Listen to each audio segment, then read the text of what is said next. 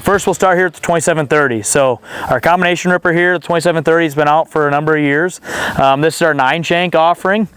This is a folding 9-shank, basically an 18-foot working width, and we can go down to 16 inches deep. So get that compaction managed. We do go down to a 7-shank, and we go up to a 13-shank. In this area, if you're looking to rip 12 inches or deeper, 13-shank is probably too big for any of the tractors we're going to be running. So with the 9620 in this area, I think the 11-shank is probably the biggest you're going to want.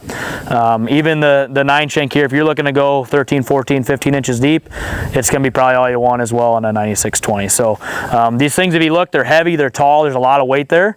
They're long, but that length, the weight, right, the heaviest trip force, we're about 1,000 pounds heavier in the trip force than any of the competition for a combo ripper, and the weight of the frame, you're going to be doing the best job you possibly can to the compaction layer. All right, so you're going to not trip as often, you're going to have that weight keep the tool steady, and down in that working area, we're going to be managing the compaction to the full effect. On the front, we have the front discs, right, those are 26-inch blades. We can go up to 8 inches in depth. We can adjust those manually, right, everything on this can be manual, or we can use the true set. So some customers here may not want to hit the residues heavy. With true set, we can take those blades almost all the way up out of the ground, or just barely hit it, leave a little bit more intact residue and just do the ripping. Or if you want to put 4, 5, 6 inches of depth on there and really take those rip balls out and turn over that residue, we can. This option has gangs. We have gangs or individual blade. The gang units are tighter blade spacing, so 11-inch spacing. Individual blades are 18 inches.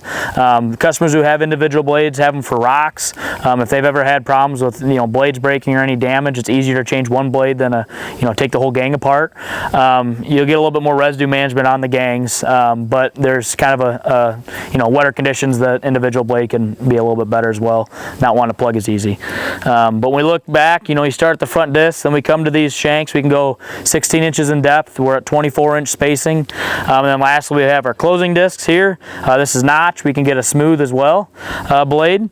That will fill in those, the ruts that you cause, or the gaps from those shanks. It'll fill in those holes. And then we have our basket here that can smooth it all out in the back. So basically the basket, when we look at the competition, this is a hydraulic basket, so we can pull it up and out in wet conditions.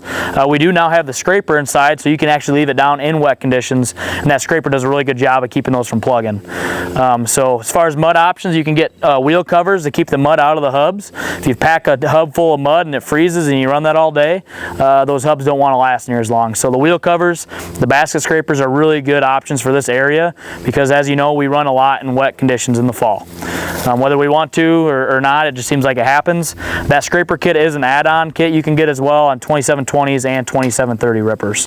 If you don't have one and you have one of these tools, I highly recommend installing it.